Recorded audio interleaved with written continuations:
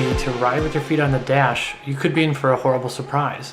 Airbags are meant to explode out of the dashboard fast enough to fully inflate and save yourself from as much injury as possible. Now how fast is that? It's around 200 miles per hour. If your feet are on top of the airbag as it deploys in an accident, they may end up in the roof, in your chest, your head, or worse. Let's take a look at this dummy as it gets a test run with its legs on the dashboard.